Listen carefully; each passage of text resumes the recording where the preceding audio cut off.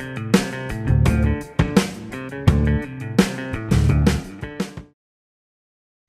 afternoon, everyone, and welcome to today's webinar hosted by HFMA Colorado. The topic for today's webinar is Trouble Upstream, the Underinsured, and how hospitals are pivoting to meet the challenges. I would like to welcome our guest presenter for today's webinar, Jonathan Wiik. Jonathan currently serves as a principal of healthcare strategy at Transunion Healthcare. Jonathan brings over 20 years of healthcare experience serving in the acute care, insurance, and business solutions settings. As an active advocate of legislative changes to evolve the healthcare industry, Jonathan recently authored Healthcare Revolution: The Patient is the New Payer. Jonathan is also a frequent public speaker at national and state events. He's developed several nationally recognized programs in revenue cycle. Jonathan is an officer in the Colorado HFMA board and president of the board of directors at an assisted living facility. So without further delay, I am excited to welcome today's guest presenter. Jonathan, please go ahead. Hey, thanks, Nikki. Thanks to all of you on the phone as well. We'll dive in here and talk about the underinsured. We often hear from the media and from the government, I think, how we're fixing or trying to fix the uninsured, but there isn't a lot of talk about the underinsured. And we thought as a chapter program, it would be good to get to the membership out there, to our Colorado members, something that talks about what exactly hospitals are doing for patient balance after insurance, or large self-pay balances that come for things that aren't covered, or those types of things. So we'll dive on in here. One of the three of the things we're going to talk about today is just some industry trends with the underinsured. We'll also talk about challenging times to kind of determine a patient's willingness or ability to pay. We'll talk through that today. It's very difficult. I remember when I was collecting money from patients or directing programs to do so.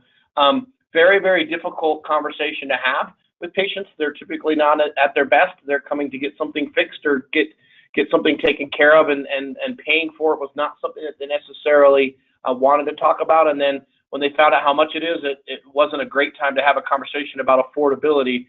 So we'll talk through that a little bit as well. And we'll also talk about revenue leakage today, and really where this bad debt goes, and what types of things you can do as an organization to put that patient in a good financial position as you're helping them navigate and finance their care. So let's talk about the underinsured here. Right now, the U.S. has one of the lowest uninsured rates in history. This is just a graph that I found. This comes from my book as well, but basically the creation of the Baylor and the Blue Cross Blue Shield plans brought an uninsured rate of probably close to the 80 or 90% range down to just over 30%. These plans were really hospital type plans covering tragic or catastrophic type events. Dismemberment, those types of things, to cover really, iron and rail type working things. And the employers were really, looking to contract with the hospitals.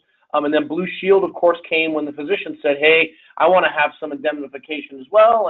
And they offered their plans, and that brought it down about 2/3. And then we saw creation of Medicare and Medicaid, HCFA, for those who've been working as long as I have, now known as CMS, of course. That cut it again in half, down to about 15%. And then we saw the expansion of Medicare and Medicaid to disabled citizens, this SSDI, in 1972. And then we saw it slowly creep up over time. And then, of course, we had, the freak out moment when the ACA came and the exchange plans. And we saw it dip down from 16%. It had gone up about a nickel from 1975 over that 30-year period or 40-year period. And then it's tipped down to about 10.5, and then it's slowly creeping up. I've heard reports now from Kaiser Family and others that we're in the teens. We're in the 12 or 13, 14% range. Because we're starting to see people, because of the individual mandate and some of the exchange plans, cost sharing reductions have gone away. We're starting to see people kind of roll the dice again as they did, 5-10 years ago, which is scary for hospitals as these self-pay patients present. And if they're on exchange plans, these deductibles that we see also can cause issue.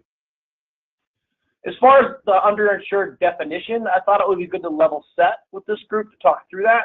The Commonwealth Fund does a lot of research in this area. They have very, very nice reports.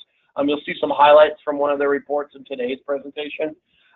They look at out-of-pocket costs, excluding the premiums over 12 months, and if those are at 10% or higher, that of the household income, that meets that definition or mark of underinsured. If they're at 200% of FPL or lower, and those out-of-pocket costs excluding premiums are at 5%, they also reach a definition of underinsured, or just an aggregate. If their deductible alone is 5% or more of their household income, they are underinsured. The exchange plans come to mind. The average deductible there, you'll see here in a minute, is about $5,000. To be on the exchange plans and eligible for the subsidies, you're at a federal poverty level of 138 to 250%, somewhere in there, and that 5% is quickly surpassed. And so most folks that are on exchange plans are actually underinsured by this Commonwealth definition. Well, let's talk about uninsured versus underinsured and really explore the question of access and affordability. This was a great table that I got. There's a lot of information on this slide, so I'll kind of unpack it. First, across the top, you'll see they've trended the percentage of folks that met that underinsured definition I just talked about from 2003 until 2016. And then down the left side, you'll see the type of coverage and the size of the employer group that is there. What's not as important as the people in each plan. What's important is how the percentages have really grown. In the employer-sponsored coverage, we've seen that almost triple, going from 10% to 24%. In the individual coverage market, we've seen that also triple. In the marketplace, which is relatively new, as I mentioned, almost half of those meet that underinsured plan, and you'll see enrollment is typically in those bronze and silver plans. The other half are in those gold and silver or gold and platinum plans, but the bronze and silver are certainly areas with very, very high deductibles. Medicaid has stayed relatively flat. It went up and then it kind of came back down, but it's still 1 in 4 Americans are underinsured under Medicaid, depending on how those plan benefits work. And then, of course, Medicare has gotten into the game over time with adding coinsurance to deductibles as well. And based off fixed income, these entitlement plans quickly qualify someone for being underinsured. So the nation as a whole has lots of mechanisms to get people covered. It has very, very few to help them afford the care under the plan benefits that they have. And that was the intention of this. Is you can see those numbers on the right range anywhere between 20 and 50% almost.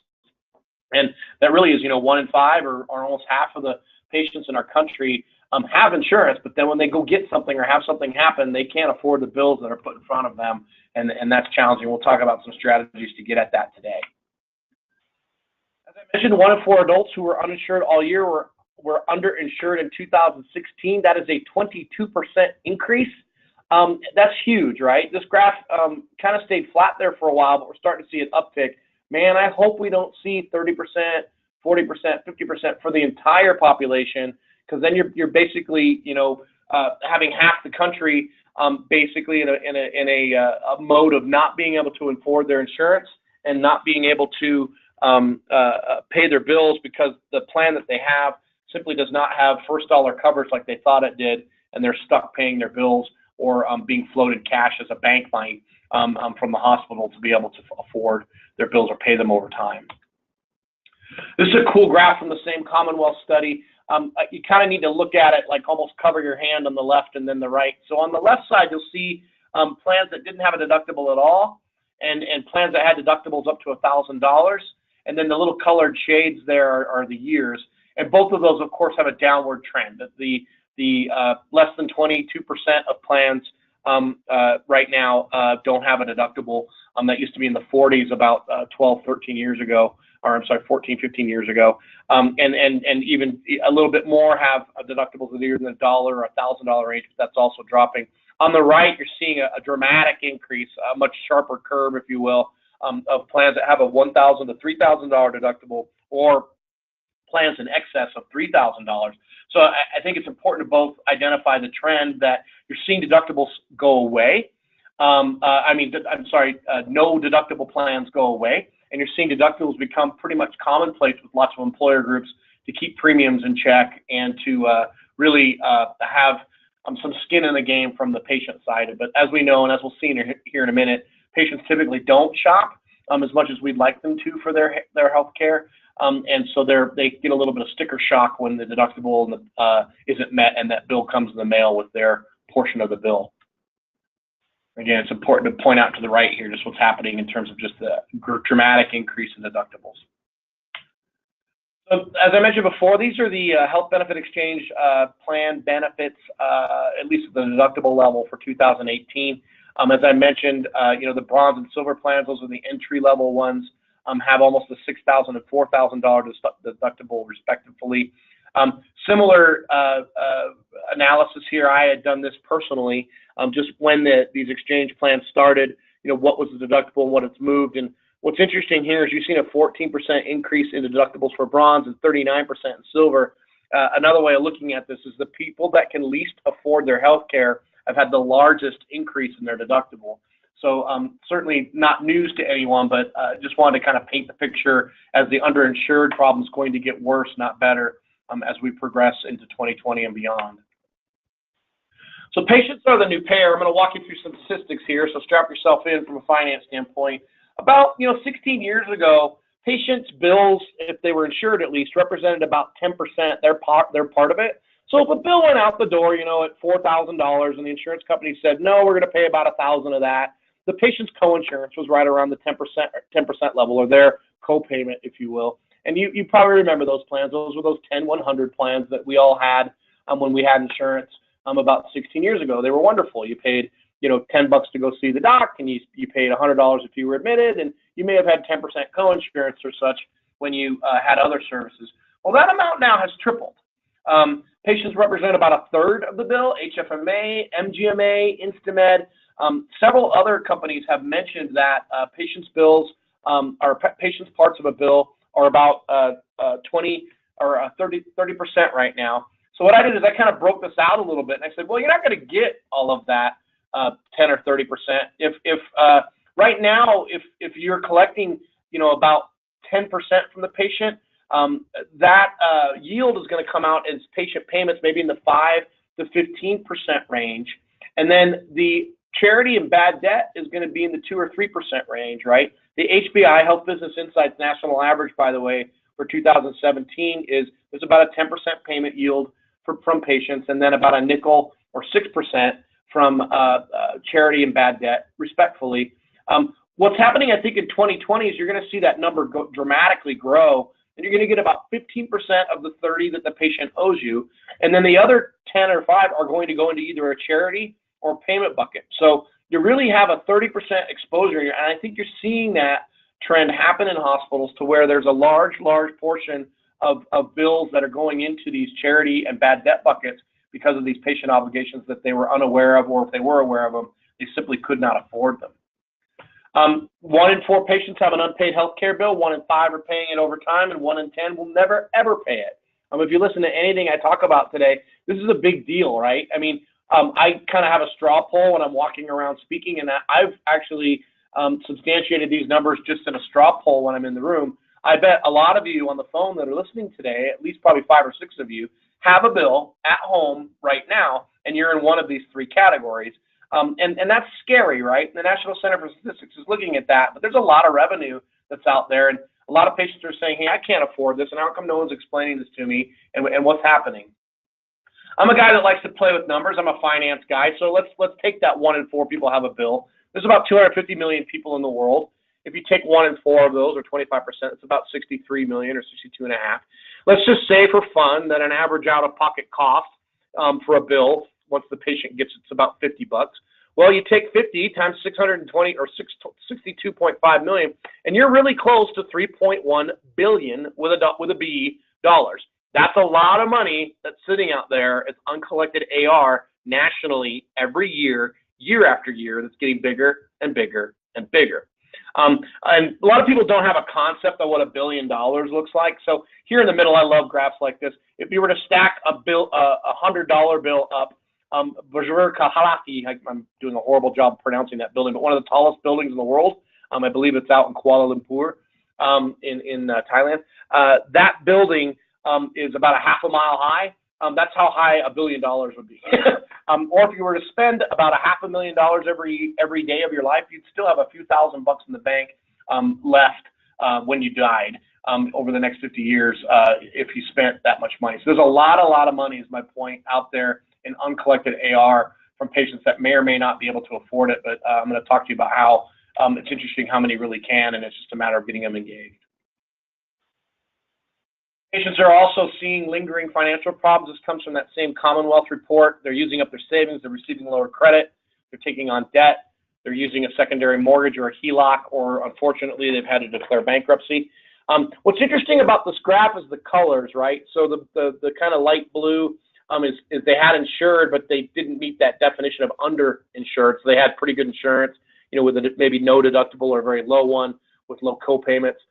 They were insured all year, but met that definition of underinsured as that navy, and then the orange is they didn't have any insurance at all. What's interesting is credit card debt actually was outpaced by people who had insurance over ones that didn't have any insurance at all, because they thought they had coverage and were going to get able to pay for it, but they had to actually go find a credit card because they couldn't afford their debt. And you're seeing mortgages as well outpace that, and wiping out of savings accounts.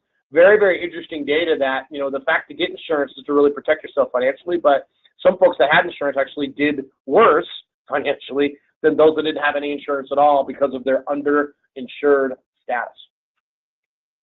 So this is causing an issue that a lot of folks aren't paying attention to, but the AHA is, and I watch this as well. The American Hospital Association releases an uncompensated care report every year. It'll be coming up here right around Christmas time, and they look at a year's past of data. So this data was released in 2017 for 2016. We'll get a report again here in a couple months or 3 months. I don't know how many shopping days are left till Christmas, but it's coming. But in December 2018, we'll see a 2017 utilization report. But what's interesting is you saw a gradual uptick of uncompensated care, a combination of charity and bad debt, but then it ticked down. Medicaid expansion, the exchange plans, I would offer more aggressive charity policies or liberal charity policies, depending on which side of the fence you're on, brought it down. And it was going down, consistently in 2014 and 15. Now, it's gone up in 2016. Now, my old CFO would tell me 1 point never makes a trend. I wouldn't say that, but I would be willing to bet anybody on the phone, chickens or beers or whatever, that we're not going to see this number go back down, and we're not going to see it go back down for a while. And I wouldn't fall out of my chair if it was at a $40 billion with a B dollar range next year when this report comes out. And so something to watch. So uncompensated care, a function, as I mentioned, of charity and bad debt, are those graphs that I showed you where you've got uncollected AR from your patient base after the insurance or lack of insurance that has happened. Patients simply can't afford the out-of-pocket costs, and so you're seeing it reported as charity, those that meet that definition under the hospital's financial assistance policy or 501R, or they're frankly just not paying their bills and it becomes the big bad debt and gets leaked out as revenue later. Households and consumers are relatively disconnected, if not all the way disconnected, from the true cost of care. Whenever I speak, I kind of point at the audience and go, are you upset about your healthcare costs? Well, it's all your fault, because we allowed for healthcare costs to come up as consumers and someone else was paying, the government or your employer for the most part. And if you were uninsured, the charity policies probably discounted it down. But these costs that have gone up have frankly became pretty unacceptable as a country. And now we've got households that are disconnected from the cost. We've got an oversupply, I would argue, and very little demand for our insurance or our healthcare market. So we've seen kind of a reverse supply and demand curve happen. And because households are relatively blind to the actual amounts that are paid and contracted, they only see what they pay for. The price sensitivity is there. If you disagree with me, I'll give you an example in pharmaceuticals. Pharmaceuticals are structured in a way that have brand, generic, and non-formulary copays set at very, very low dollars. That's because that's the highest and most frequently used benefit by patients. Patients are sensitive to that. Things that aren't used as frequently, surgeries and things like that, have hidden costs to them, to the patient anyway, in coinsurance and deductibles, and that's where that sticker shock can often happen. Now, pharmaceuticals and surgery certainly have different cost packages and things like that. My point is that by engaging households as to the cost of their care and actually having true steerage happen to where they're shopping their care as consumers shop for everything else, we might see some cost compressions happen besides just all the other things that are driving high costs. But consumers actually would have a lot more power in driving costs down. We all do as patients if we were to shop as we do for everything else. Medical debt is causing huge issues across our country. Almost half of consumers need to borrow money beyond $400. The Federal Reserve has a study that I quote quite often that they say for an emergency expense, they'd have to borrow some money. Those of you that have worked in a hospital that are listening to me on the phone know that $400 is but a sneeze in a hospital. It doesn't take long to get there at all, and patients have to borrow money, about half of them, to get there. So I played with this. I'm a finance guy, so I looked at some numbers and said, well, look, let's take a look and see what $400 gets you in a hospital. So I went to a really cool website called healthcarebluebook.com, and you can type in your and I have no affiliation with it. I just think it's kind of fun to surf. And I typed in some of these things on the left that are pretty common: going to the doc, getting a CT scan, maybe going to the emergency room, having a baby, getting your appendix pulled out, or maybe even getting a hip replacement. You know, the bluebook.com put the average cost. This was in the state of Colorado, I believe, for the county that I live in. You know, I just put a kind of a standard plan in there. You know, $25 to go to the doc, a plan that maybe has an average deductible of $1,500. That's pretty much what the national average is now. And then 20% co-insurance beyond that. So if you're with me, you kind of follow this left to right. Well, if you go to the doc, you know, the cost there is $402. It's probably 100% covered. You pay your copay. You're not underwater, right? If you have a CAT scan or CT scan, those usually go right to deductible and then may or may not hit co-insurance, or maybe straight co-insurance. If it's straight co-insurance, you might have been all right. But if it was straight deductible, you're $428 underwater. So on and so forth. You get all the way down to the bottom here, you've got a $7,400 out of pocket on a $33,000 hip replacement. So that kind of gives you real nuts and bolts in terms of tangible efforts of what can happen when a patient's trying to figure out their benefits and why they have to borrow money, because $7,400 is a lot of money, and a lot of people don't have that saved up in their MSA or their health savings account to fund that bill later. And so now you're seeing hospitals have to issue loans or payment plans for years. I'm hearing that some hospitals are doing patient payment plans for 3 to 5, even up to 7 years. Those are vehicles, gang. Those are car loans, not payment plans. And healthcare just became to that level of financing as we've gotten there. Patients have lots of reasons to not pay their bill later. This comes from a McKinsey study, which I absolutely love. U.S. healthcare payment remedies for an ailing system. These are some great reasons. They can't afford it. It's the biggest one down there. I just got my bill. I'm getting around to it, kind of that 1 in 4 we talked about. I forgot to pay or was confused about what I owe. I'm entitled to my health care, darn it, and I shouldn't have to pay for it. It was too expensive in the first place. How many of you on the phone have gotten that complaint from patients when they're talking about prices? And then, of course, other reasons. But, you know, there's lots of different reasons. They do change on the amount. People seem to forget they got a statement when the amount's larger. I found that interesting. Lack of financing becomes less of a reason when the bill is larger instead of less, which I thought was very, very interesting. But lots of reasons to not pay a bill. Patients are horrible payers. They're great people. I think everyone on the phone, all of us are great people, right? But insurance companies, frankly, pay bills better than patients do. Costs are significantly higher in collecting from patients. They typically only pay on the third or second statement when it comes through, and they take twice as long to pay. You know, love or hate Medicare, or love or hate the Blues, or Aetna, or Cigna, or Anthem, or any of those guys. One thing that is interesting is that they, you know, paid their bills. They hit the lockbox. They may not have paid them all. They may not have paid them properly, but they did every few weeks or days, however you had it set up. They would pay your bills. Patients, you send a bill in the mail and you hope, if you didn't talk to them up front and have that conversation. So much more risk associated with the patient population than payers in terms of getting paid. So let's talk about how to mitigate some of that risk and determining the ability to pay from patients. So there's really 3 types of patients out there. There's ones that pay. They eventually pay you. They may pay you 2 times slower than the insurance company does, but they will pay you.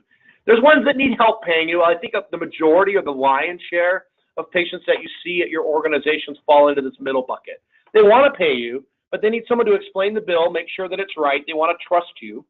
And then they need some sort of financing, not necessarily a loan, but they want to maybe spread the payments out, because 10 years ago, you know, it was maybe a couple $100 and they could float it, right? Now it's $1,000 or $2,000 or $3,000 or even $5,000. And people just don't have that type of money laying around, right, wrong, or indifferent. And so they need help financing or paying that like they do for other things that cost that much. Rarely do people walk in and pay cash to that magnitude for goods. They typically get it borrowed or lended or on layaway or those types of things. And then the last one's the scariest, and I think there's a fair amount of the population in there too, but I don't know if I want to or can pay you. Now, can is a function of charity. Want to is a function of ability or willingness, and we'll talk about that here in a minute, but differentiating between those two is key. And tailoring your collection strategy to all three of these is absolutely paramount as an organization as you're trying to create a patient experience that includes some of these financial elements. And any one of these, if you screw them up, can really be detriment to your patient leakage in terms of them going to another place or having a bad impression from billing. The billing revenue cycle has what I always say the first and last impression with a bill or with a patient. When a patient shows up, hi, Mr. Wiik, welcome to our hospital. I need your ID in form of insurance. And then the envelope or the phone call that happens later, hi, Mr. Wiik, I'm glad that we were able to serve you. Here's your bill and how much you owe. Those two things need to be pretty tailored these days because consumers are really becoming smart and have lots of options in this technological age, in this age of competition. And not putting a patient in the right bucket and stratifying your portfolio can really cause some defection, for lack of a better word, of your patients to another facility because it's really a one-shot pony. This is a really cool graph from JP Morgan, but it talks about how deductibles are there, similar to those ranges I showed you earlier, and then what's a patient likelihood of paying that bill. So obviously, as the bill gets larger, your chances of getting that money from them in full is less. TransUnion did a similar study like this a couple of years ago, released it at HFMA ANI. But basically, you have a 2 in 3 chance of getting a bill paid in full from a patient in the $500 to $1,000 range.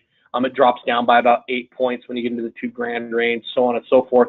What's interesting is you have about a 1 in 3 chance of getting a bill in the $5,000 to $6,000 range. That's very, very scary. And a lot of accounts, especially in your surgical and cardiac areas, represent that. So, obviously, as patient payments increase as a percentage of net revenue, like we've talked about, the ability to optimize collections and drive payments will take on greater importance. I used to tell my team, the cheapest time to collect is right now. It gets real expensive tomorrow, and it becomes an unknown in about 60 to 90 days, and then we've got no chance after 120 or 180. It really becomes bad debt, and we let someone else try to go get it, and their yield, as we all know, is in the single digits or teens, depending on how good of a collection agency they are and whether or not you're using an early out. So very, very important to have these conversations. I don't think, gang, it's about collecting money at the time of service anymore. I think point of service collections is a 1990s or 2000s term. I really think now it's about driving yield and financially engaging patients because the costs, frankly, have become something that they need some navigation with. And so point of service collections programs, I am starting to see people start to roll those back a little bit, and they're just really telling patients about what they owe and asking them what kind of financing or help they'd like, and then getting that first payment and, either doing it over 3 terms, for 3 months or setting up a 12-month term. But that seems to be the norm now. It's not payment in full anymore at point of service. And I think that's frankly because the amounts have just gotten so insurmountable. Another study here from the McKinsey analysis. This graph, I believe, is also in my book, which is really fun. I know it looks like a nautical chart of sorts, so let me walk you through it. First of all, you've got to break just left and right of a bill amount. So I think bill amounts have a big deal to do with where people sit on the spectrum. So on the left, we've got bills less than 500, and on the right, we've got bills more than 500. We've got kind of an axis here of patients' willingness versus their ability. It's something, if you heard me speak before, I talk about quite a bit. And then we've got a basically collections or yield rate between those. And so a typical collection rate at a hospital, and then what that willingness and ability actually was. And then what's important in here is to look at the delta. So you may have a patient, let's take the first upper left corner here. You may have a patient that's completely unwilling to pay you, but has a clear ability to pay it. They have the financial means to do so. Your collections rates, which jive with the graph I just showed you, are about a third, right? Maybe higher, but and if the patient's able and willing to pay, it's at that yield I just showed you, that 68%. But if they don't want or are unwilling to pay you, your yield is really, really low. It's in the 30 to 40% range, and their willingness to pay is less than 6% or less than 10%. Obviously, if you're unable and unwilling, you won't pay, so those numbers are zero. Let's go over to the right, and let's play with the upper right corner here. You've got a patient that's willing to pay and able to pay. Their willingness is about half the time those bills come, they pay them, and that's consistent with about how you're getting. So you're leaving about half the money on the table, where in fact you've got patients that are both willing and able to pay. McKinsey has said this as well. This is not a new study. It's about 10 years old, gang, and I would argue these numbers are probably very close to the same, if not worse, these days. And so kind of a fun graph to look at. My point with this, with all of these numbers, is twofold. One, it's very, very important to determine a patient's ability versus their willingness to pay. And two, know that the yield and collections rates are going to vary significantly depending on where a patient sits on that axis. So it's important to stratify your bad debt portfolio and have the right type of payment plan, financing, and conversations with patients depending on where the scale is and how they're paying it.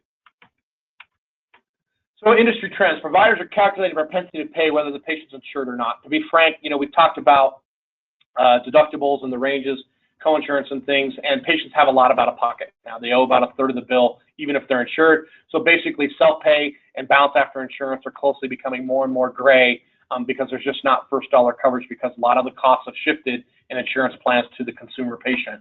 So they're calculating it whether they have insurance or not. High pre-service balances, deductibles, or self-pay patients are key areas to focus. When people ask me a lot, like, where do you start? I say, start with your self-pays. Get a fee schedule out there, collect money from them first, or at least get them on a payment plan, and then go to deductibles in areas that have them, high-cost imaging, elective surgeries, things that you have some time from a scheduling and a dialogue standpoint to get those payments in place, and then go play with the inpatient and the ER later, but don't start in those areas, even though they're the ones you're probably bleeding. Transactions like credit scores, mortgage balances, address verifications can help determine patients' ability to pay, give insights into payment options, and determine if a patient's a candidate for your payment plan or your charity care, that tailoring that I've talked about. You don't believe me? You're skeptical? Well, believe this. Here's a study that says that it was done during 501R by our friends over at RevSpring. They say hospitals that do this technically will convert about 10 to 30%, so 1 in 10 or 1 in 3 accounts that would have gone to bad debt to a payment file. Now, it may take time. It may be a payment file that's months or years, but it otherwise would have just sat there and got written off the books. So it's very important to provide presumptive charity scoring and propensity to pay metrics to your patient bad debt portfolio or your uncollected AR that's out there that's growing and growing by the millions each month, to look at that and really address it aggressively as you can and not rely on your early out and your collection agencies to get after it, because the fact of the matter is you're paying them a premium to get at that dollar, and a lot of patients are both able and willing for those graphs that I showed you, and there's ways to get at this, and here's hospitals that have done it and have demonstrated that they've been able to move things out of a bad debt bucket into a payment bucket. So let's talk about protecting your revenue. I'll finish the last kind of 5-10 minutes here with just some strategies, and then we can get on to Q&A. Really important to stratify your patient risk and payments. Putting them into these buckets. These circles are sized like pizzas appropriately. You got your extra large, your medium, and your small here. You want your bad debt, obviously, to be the small individual pizza. You want your charity to be your medium, and you want your extra large to be those patient payments. Stratifying allows you to do that. You're making sure you have the right patient in front of you. You're making sure that you're optimizing that collection strategy. You're complying with HIPAA as well. Making sure that you're sending statements and bills to the right patient, and then it's not someone who's stolen those benefits, or you didn't mismatch a patient in your MPI. Those types of things. You're looking for coverage that you may not have known about. Insurance discovery is something that's really taking off in the market. It's basically sweeping the back end of your revenue cycle and finding coverage that, like retrospective Medicaid or dual eligibles or commercial insurance that's in place. And we talked about balancing that bad debt portfolio. I've seen organizations reclass accounts as charity. They had a bunch of bad debt. They ran them through a batch process and like, whoa, these guys were never given a financial assistance app. If you're in a presumptive eligibility state, maybe they met requirements there, or maybe the app never came back. 501R is very sticky with that now, gang. Lots and lots of investigations are happening from the IRS. They're creating RAC-like committees, those recovery audit contractors, for 501R compliance, and a little less than half of their investigations have resulted in a full audit. I have details on that. You guys can email me later if you're wondering how your 501R is doing. That rule's been around for a while.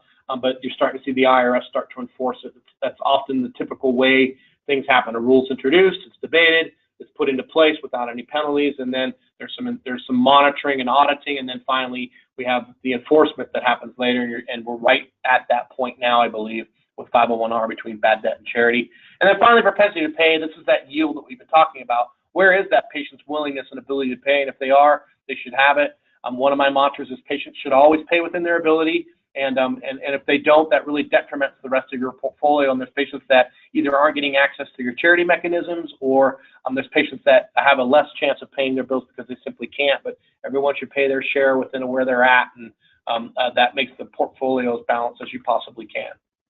Bottom line is that 1 to 5% of your self-pay accounts, as I mentioned, typically are unknown, and those can go to a funding mechanism through the insurance company that is found using insurance discovery. And then on those self-pay accounts, either if it's balanced after insurance or just true self-pay without any coverage, they're going to generate about 80% of the cash, kind of alluding to some of that McKinsey survey I showed you. So another way of putting this, gang, is there's a third of the patients out there that you're not talking to that owe you money, and you're going to get 80% of it if you had conversations with them at the front, middle, back, and later in the revenue cycle in just a different way, and you were having the right types of patients with a payment plan that met them where they were at. Self-pay collections really screens 100% of the patients. It's something to look at. You want to start with insurance discovery. If coverage isn't there, then you want to look for charity, of course. I've seen hospitals kind of take two different approaches here. They may do insurance discovery and then go right to propensity to pay and then charity. I've seen some hospitals, especially if they're not for profit and they're a small community hospital, they'll do look for coverage, no coverage, okay, great, let's do financial assistance, and then they'll move on from there. And so it really is a function of understanding how you're going to stratify that bad debt portfolio and where you end up in terms of what things are going to happen from either putting people in a bad debt or a charity bucket. But the point is you need to sweep 100% of them and not just let the dunning cycle do it. Because I know, and I did this too, you're trying to get through everything you have with whatever you've got, and there's patients that are going to slip through the cracks. So it's important to have a holistic strategy as you're stratifying that portfolio and really getting patients into each bucket and being assured that they're in the right one, even if you're looking at it retrospectively. Ideally, it's good to do this prospectively wherever you can, but it's nice to have the safety net on the back as well.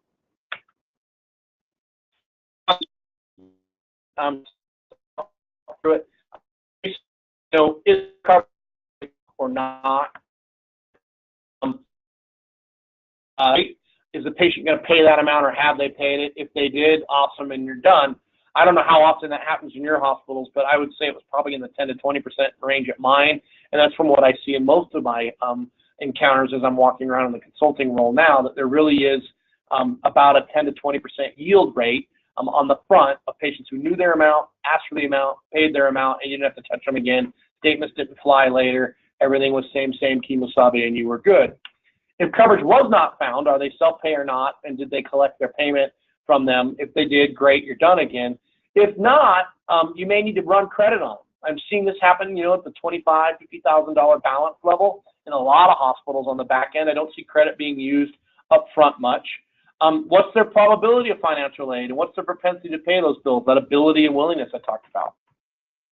If credit's not the thing, I've seen people start to use a community-based model to where they're using, Census Bureau data or alternative data to where you're not pulling a credit report, not even in a soft hit, but just looking at payment history. Maybe it's an ATB file, those types of things, asking the same question. Where do they fit? What FPL are they? How much money or liquidity do we think they have based off where they reside, or what their level of education is, or all of those things. There's lots of different inputs in alternative data. And then you're really going to stratify into one of these four buckets. And, do they qualify for charity? Yes or no? Do they qualify for a payment plan? Yes or no? Are they a high likelihood of payment to you? Yes or no? And where are you going to allocate your scarce resources? And I've kind of stratified those out as an example here. And then, what is the front desk doing? What's the receptionist or the registrars or the schedustrars or your financial navigators saying to the patients? Are they saying, well, we don't need a financial app required. We're going to presumptively put them into charity if I'm a presumptively eligible state, just write them off because they're at 122% of federal poverty, they've never paid us a dime, they don't fill out or ever sign anything. It's a waste of everyone's time to have a conversation with them. We'll reassess them every time they come in, but I'm going to just put them in that bucket and move on and ask someone else for money who might have it and might pay. And conversely, on the other side, you've got patients that have money and want to pay, or may not want to pay, that you need to have some conversations probably as early and as often as you can about, what's your financial plan, especially if they've chosen to self-insure and they fall outside of your charity policy. And sending an envelope to them and hoping that envelope has that conversation, frankly, will result in a lot of bad debt. And so what I used to teach here, too, is you got to push to the edges, right? The ones in the middle are actually the hardest ones on this graph that are on the bubble between your charity program or your payment plans and stratifying. And I've seen combinations of, 2 levels here all the way up to 7 or 8. I think staff like to have 3 to 5. We've got different examples at Transunion as well, and there's others in the market. But I think it's important to look at your financial assistance policy and make sure that you've got some scrubbing that's happening that is beyond the completion of a financial assistance app, because that's the most inefficient way to manage this patient population for debt. And with the underinsured, like we've seen, it really could cause issue for financing their care over time. Important to capitalize at every point, as I mentioned. Really, really important to get them prepayment at the level of care or credit card imprint. You're seeing a lot of credit cards on file now that's happening. Really doing prepayment or pre-qualification. Those of us that have bought a house and gone through that experience, or a car, it's nice to have that loan in hand before you go get your vehicle or your house. Imagine healthcare that way. Hey, I'm going to need a hip replacement or a knee replacement. I've got my loan or payment plan in hand. Obviously, doesn't work great for things like inpatient that's unexpected, or emergency room or urgent care, but those ones that are scheduled, I call them no excuse patients, gang. They're coming. They got on the train a week or a month ago, and the train's going to stop at your station, and are you going to collect a ticket or let them go on through or not?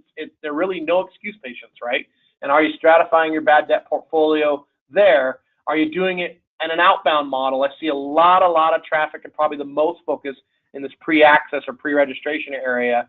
And the registration, that's almost the train wreck, to stay with that analogy. Once they're there, if you hadn't had that conversation, most patients don't want to hear it at that point. How come no one told me? I took the day off today. I'm here. My kids, I got them in daycare so I could come get my study. I took a vacation day from work. I'm not going to have my procedure today. How come no one told me I owed money? Why are you asking for it now? I've never had to pay before. All that fun stuff is awesome when it's happening at your registration desk, where it could have happened 2 or 3 steps ago, right? Resources are a concern, I get that, but the market really is moving towards, with this high out-of-pocket that patients owe and this disruption in whether they have coverage or not, with this underinsured trend that I showed you. It's important to get it. If you failed all those, then you got to get them before they leave. I see very, very effective emergency departments, a high area of bad debt, have something I affectionately refer to as the cage, almost like Thunderdome. But no, really, in all seriousness, it's a checkout station, right? And it's near the door on the way out of the emergency room, and there's a registrar sitting there going, hey, Mr. Wiik, I'm glad that they were able to stitch you up. Let's talk about your bill. And it's nice to do it then. I think patients actually appreciate that. Some won't, a lot won't, but a lot will too. And that way they're kind of are done, right? They can settle up and take out. You don't have to worry about bills and envelopes happening, or doing bedside payments for inpatients that are self-pay is another best practice in the industry before they go home, because you know what your chances are of getting that later are. So it really is about setting up checklists and gates. These are kind of the big 4. You hear a lot about blocking and tackling in healthcare, but I love this graph. It's one of my favorites, or this diagram. These are the 4 buckets. You gotta do these. These are the must-haves. Think of them like 4 wheels on a car. If you don't do them, you're gonna wobble. And if you only have 2 of them, you're gonna drag. And if you only have 1, you're gonna go in circles. So it's very, very important to have all 4 of these and really manage your patient population from a patient financial experience standpoint at each step. Eligibility is the first one. I talked to many, many hospitals in our country. I probably talked to about 50 by now, and every one of them was like, oh yeah, we run eligibility. I'm like, what do you do with it when it comes back? Are you stopping the process? Are you making outbound calls, or are you allowing it to go through? Are you rechecking it? What if it says the patient's procedure is not covered? Are you having them fill out a waiver? A lot of folks are very proud of the eligibility process, but they're doing the front half, not the back half. They're checking it, but they're not acting upon the responses when they come through. And are you doing that on your self-pay and your insured market?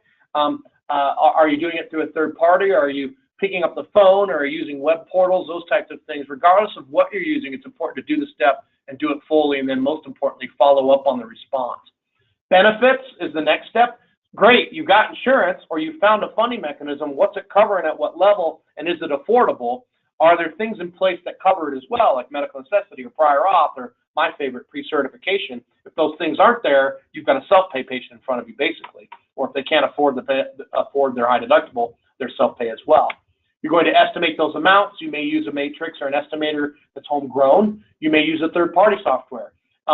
In those, it's important to add these elements that I've talked about, like propensity to pay and the federal poverty level, to assess ability or willingness to pay. And then finally, at the collection step, are you retrospectively looking for coverage? Are you looking at how that bill was fundamentally paid, and did it get paid correctly both from patient and payer? And are you optimizing that? But you've got to do all four of these. And most importantly, you've got to have escalation steps and ways to stop the process, identify it, and handle it fundamentally differently. Otherwise, they're just going to walk right through the train station and ride the train for free, which is fine for patients who don't have a way to pay, but it's basically shoplifting for those that don't. I had a CFO tell me that once. You know what healthcare is with these high deductibles? Shoplifting. Don't hate the player, hate the game. But that's what he told me. I chuckled a little. I have examples of these financial clearance workflows. Happy to share them. Nikki or I can get them to you after the call. Lots and lots of things from my travels in hospitals and when I worked as a chief revenue officer and those things. There's a lot on this diagram. I'll unpack it for you just briefly so we can get on to questions here. But imagine the left side of this graph as you're looking at it is the happy path. Yes, you have insurance. Yes, you're eligible. Yes, there's no medical necessity or Medicare requirement for ABNs. The authorization's in place, those types of things. There is an estimate and the benefits are calculated. It is covered. The patient can afford it and they intend on paying you, and you collected it. Awesome. The middle path is disruptive. Any one of those things failed. Happens all the time.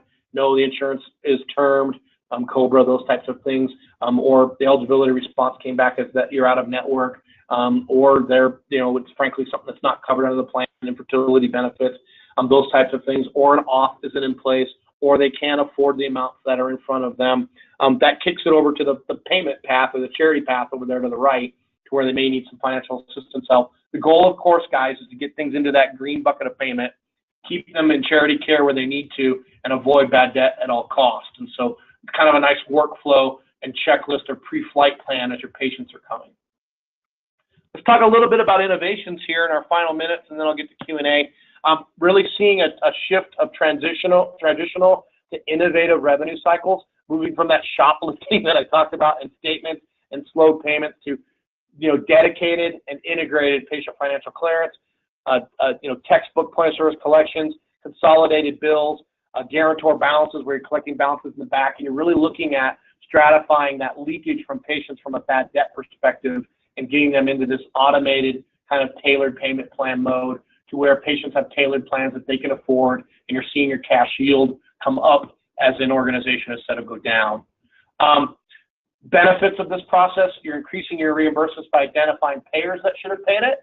Payers pay better than patients, and if there's coverage there, you want to find that first. And then improve that cash flow and yield from both the payer and your patients as you go. As I mentioned, you're reducing bad debt, either putting patients into charity or putting them into a payment plan. And you're also saving money downstream. The more you can do, leveraging technology and your existing process and workflows, the less you're going to pay someone else a premium to do it. I am seeing hospitals start to insource collections. I'm seeing outsourcing as well, but I am seeing folks that have outsourced start to bring it in. And also 501Rs out there, and they're not messing around. As I mentioned, the IRS is really starting to investigate those things. Important to closely monitor these relationships to make sure you're looking at both the provider and the patient to understand where there's underpayments and where you're not getting paid. Ensure that you've got timely reporting on these payable coverage and claims, and that your collections teams, be it on the payer or the patient side, are optimizing their workflows and you knowing what that yield looks like. You want to leverage multiple delivery mechanisms based off that workflow and really empower your team to have the right conversations. Highlight demographic discrepancies. Make sure you get things cleaned up in those eligibility responses to where you're making sure your provider knows who your patient is, and your patient knows who the provider and the payer and the patient are always on the same page in terms of the patient's demographics and eligibility response. And then that holistic approach and focusing on identifying any coverage that's out there and where that patient fits on that payment spectrum so that you can optimize your collections for them. Here's some attributes. I love Nike. Just do it. Be proactive and thorough. Check this stuff early and often. Trust the staff and the patients. You got a good process there, you'll do it. If you're not doing the things I talked about today, give me a buzz. Let's figure it out. But I got all kinds of tools and processes for you. But it's really important to, once you put the process out there, let it go. And it'll evolve. Have a transparent revenue cycle. You see this a lot now. Patients want to trust what they're seeing, and you need to be transparent with it. You need to explain what's happening and be consistent as you're doing it. Leverage technology wherever you can. You want folks working hard or smarter, not faster. And there's lots of tools out there. You need to be Marines. You need to adapt, improvise, overcome. You really need to be flexible as it's a highly volatile and disruptive market. And then finally, frictionless payment. I'm sorry, second to last here, frictionless payment. That's what consumers want. That's what the millennials want. They want to pay on their phone and create that patient loyalty. That's it. I got about 9-10 minutes here, Nikki, I think, to kind of address any questions we may have from the group. I know that was a lot of information, but I'm happy you took time out of your day today for lunch, but I'll open it up for questions. Perfect. Thank you so much, Jonathan. I tell you, just a wealth of knowledge. Before I take our first question, just reminding everyone to type those into your questions chat panel located to the right of your screen, and we'll take as many as time will allow. There are a couple that have already come in, but before I do that, also addressing the question about slides. So if you missed it at the beginning of the webinar, you can access those right away. You don't have to wait. You could just expand that handouts panel and you'll see the PDF icon where you can get those. All right, let's jump right in here. So what are the largest challenges for patients who are under insurance? Yeah, Underinsured, sorry. Yeah, I think it's kind of threefold, Nikki. I think, whoever had the question, I think it's one, the biggest challenges for the underinsured now is that they have coverage and they assume that their insurance is a good funding mechanism to cover the stuff that they're having, and they really have what I call a benefits literacy issue. So they don't really maybe even understand what a deductible and coinsurance is, and I would bet they sure as heck don't know that it's thousands of dollars that they have to pay first before the other things. They don't know that their insurance is much like their car insurance for healthcare, in that they have a windshield that they have to put in, but windshields are a lot different than kidneys and broken bones, and it's something that has to happen. And in most cases it already happened, and now you're paying that deductible out. I think other things with the underinsured is that healthcare is in 1985 for the most part when it comes to how creative we are with getting bills submitted and paid to the patient population. If you think about how all your other accounts are set up as a household, they're on auto withdrawal. And maybe your utility bill represents the only piece of paper that you're paying, by a check now. Healthcare is starting to get there, but they, in the last 5 or 10 years, maybe. But imagine a patient being able to set up an account and saying, hey, withdraw from this. I want to authorize them as they go, but setting that up. You don't see that often. And I think 80% or so still of hospitals still bill via paper. So it's very, very interesting. I think the third thing with the underinsured, frankly, it's just a matter of affordability. You saw those stats. Our country, I can't fix that. I don't know that anybody else can. If you can, give me a call. We have a problem, Houston, with our healthcare system, in that people can't afford it, and yet we're still using it at a rate that is way higher than any other country. And so that gap has gotten larger, not smaller, and we're going to have to bridge that somehow in either looking at what's covered, what's being used, and frankly, what can be afforded to be paid, instead of just giving everyone insurance and turning the faucet on, because it's became a problem of affordability in our country, and that's causing us to get worse, not better. Great. Thank you for that. In your response, you mentioned something around benefits literacy issues. For our providers on the line, are there any initiatives that you've seen out there in the market that they've initiated to help kind of mitigate that, whether they're communicating with employers or anything along those lines? Yeah, I think, some interesting things that I've seen, I think I highlighted in the book as well, is I'm seeing hospitals really collaborate in their community beyond the walls of their hospital or their clinics, and they're going to the Chamber of Commerce or the large employers in their area, and they're having little town halls, maybe at the public library or at the gazebo in the park, or at the hospital itself. They may host it, or even at the employer, and they're having the benefits administrator from the HR department to the employer there, and they're having someone maybe from the billing department or the patient cash collections team at the hospital kind of have a conversation, and they go through a grid like I showed you, where that $400 goes. So, this is the average cost of stuff when you get it. This is how much your insurance is going to pay. This is how much you pay. It's important to understand what your out-of-pocket is holistically. Health insurance just isn't a premium payment that comes out of your check every 2 weeks. There's out-of-pocket costs beyond that are real and possible with you. And I'm seeing some really cool innovations with like incidents and social determinant things to where, hey, 5 people in this room are going to get cancer and have a bill that's $500,000. Did you know that? How are you going to afford that? What's your plan? What are you going to do? Kind of having forward conversations to really talk about what those benefits look like, providing helplines, maybe portals and things where patients can go and ask those questions. I'm seeing hospitals become very innovative in filling that benefits literacy gap. Perfect. And I think some of your response may tie into this next question, which is what are some best practices in protecting revenue for patient bad debt? Yeah, so I think first it's early and often, right? So if you're not telling patients what they owe before they come in, you're relying on an envelope to do it later. And as I joked around when I was in a hospital, envelopes have awesome conversations with patients. They're very one-sided. And so you want to have that dialogue. I get that it's resource intense. If it is, focus on those high dollar ones. Your bad debt isn't coming from very, very, very small accounts. It's coming from a lot of accounts and ones that have high dollars. That's where you're going to get your low-hanging fruit and really drive that. So focus on things like high-cost imaging or surgeries that are scheduled next week, and have that conversation pre-access, pre-registration, registration, discharge, right afterwards, as many times as you can, so that patients really engage financially and you've got that plan collaboratively with them as they go. I think I'm seeing a lot of people focus on something called patient-facing estimation, where they're sending like a text out saying, Mr. Wiik, you're coming in next week. I've got good news and bad news. You're paying you've got insurance, but you've got about $300 that you owe us, with a pay now button. I mean, imagine that as a hospital, and then that payment just hits your lockbox later. That technology is available today, and I think hospitals that realize that are there. Geisinger is doing guaranteed estimates. They're like, you know what? We trust you patients. We trust the staff. If we're wrong, it's on us.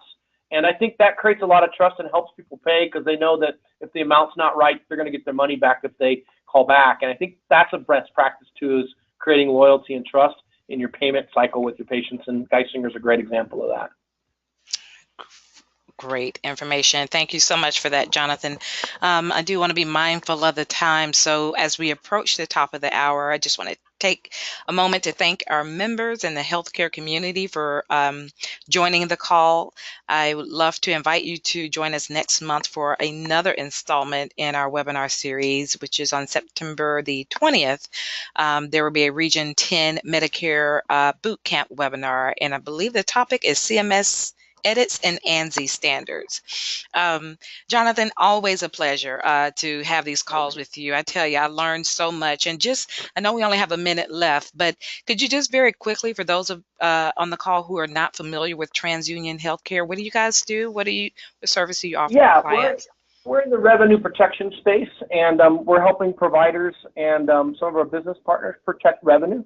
And by that, I mean we engage patients early, help protect earned revenue and optimize collections. And so we put solutions and tools in and empower the staff or businesses to really do a lot of the things that we talked about today through estimation, finding coverage, managing your denials, getting underpayments back from like Medicare bad debt or transfer DRGs, those types of things. And TransUnion's generated about $4.4 billion in terms of dollars that have been found by hospitals to help them protect that revenue. And we're very proud of that and happy to be a partner with hospitals to help them really stay afloat financially wherever we can. So that's what we do.